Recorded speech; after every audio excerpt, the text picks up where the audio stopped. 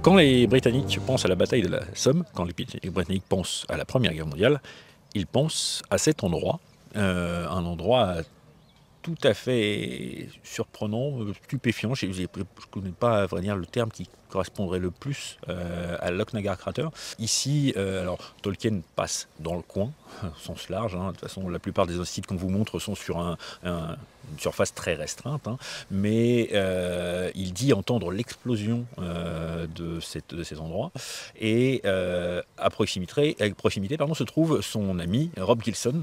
Ils font reculer Gilson et ses hommes au moment de l'explosion pour que les hommes ne soient pas en fait traumatisés par l'explosion, qu'ils ne soient pas en fait physiquement atteints par la puissance de l'explosion, par la déflagration en elle-même, puisque ça va faire des dégâts titanesques. Et pour comprendre l'ampleur de cette explosion qui crée le cratère juste derrière nous, je vais laisser Léa vous expliquer de quoi il en retourne.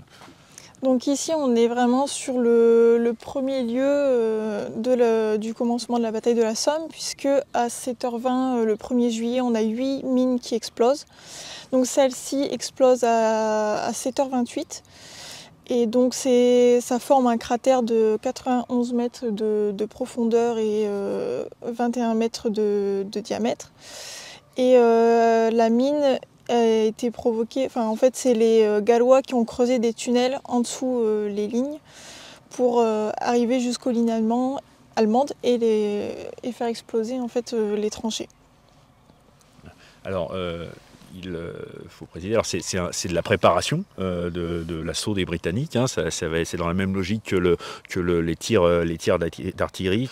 Ça dure en tout cas, c'est plusieurs heures. Voilà. Je crois que c'est l'équivalent de 1 200 000 obus qui sont tirés au moment du tir de préparation. Uniquement, ils préparent l'assaut à ce moment-là et donc ils font péter les mines.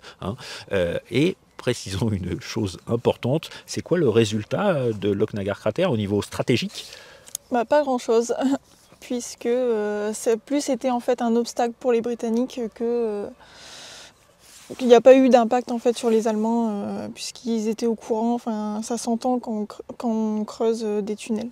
Oui, il y a des appareils spéciaux, ça ressemble un peu à un stéthoscope, mais c'est pour la terre. Vous posez ça contre une paroi et vous écoutez. Et vous pouvez entendre les bruits de mine. Et puis, il y a des méthodes plus anciennes, comme par exemple, tout bêtement, vous posez un seau d'eau contre une paroi, et quand on tape, ça fait vibrer l'eau. Voilà.